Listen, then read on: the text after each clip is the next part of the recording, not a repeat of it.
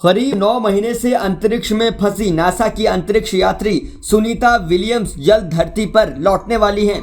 Elon Musk की company space x का space craft dragon रविवार सुबह 11:05 पर इंटरनेशनल स्पेस स्टेशन पहुंच गया।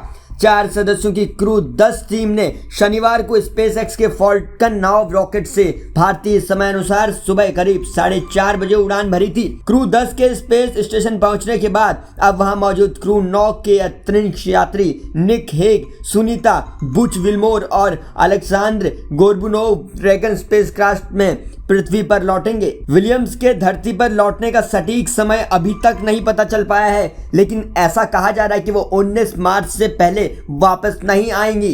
अब हम आपको ये बताते हैं कि इतने लंबे समय से सुनीता विलियम्स अंतरिक्ष में फंसी हुई हैं। अंतरिक्ष में लंबे समय तक रहने से शरीर पर क्या असर होता है, आगे की इस टाइमलाइन से समझिए।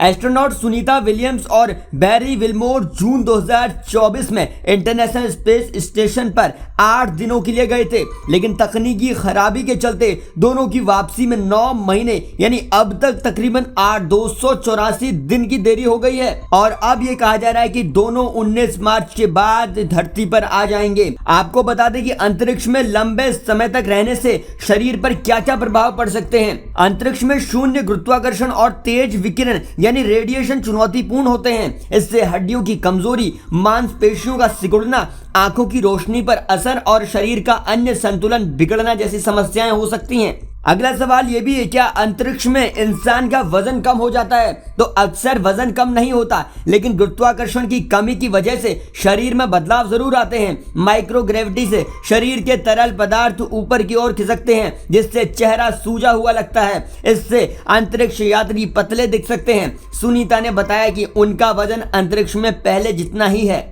उधर एक सवाल ये भी आता है कि अंतरिक्ष में रेडिएशन का क्या असर होता है, तो इसका जवाब है धरती पर वायुमंडल और चुंबकीय क्षेत्र हमें रेडिएशन से बचाते हैं, लेकिन अंतरिक्ष में रेडिएशन का ज्यादा असर होता है। इससे डीएनए को नुकसान होता है, जिससे कैंसर और तंत्रिका तंत्र की समस्याएं हो सकती हैं। इससे दिल से जुड़ी बीमारियों का खतरा भी बढ़ जाता है और साथ ही इम्यून सिस्टम भी कमजोर होने लगता है। सवाल अगला ये भी है कि क्या मेंटल हेल्थ पर अंतरिक्ष में कोई प्रभाव पड़ते हैं?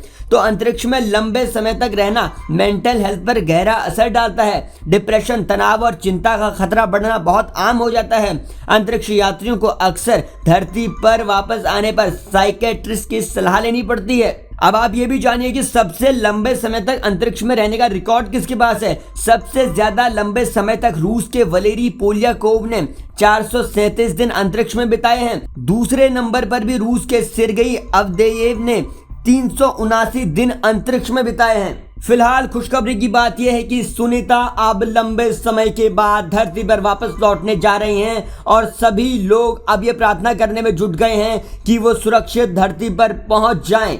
इस पूरी खबर पर हमारी पैनी नजर बनी हुई है। आप इस वीडियो पर क्या कहते हैं कमेंट सेक्शन में लिखकर बताइएगा। देश और दुनिया की खबरों को बहुत आसान भाषा में जानने के लिए जुड़े रहिए जनसत्ता के साथ।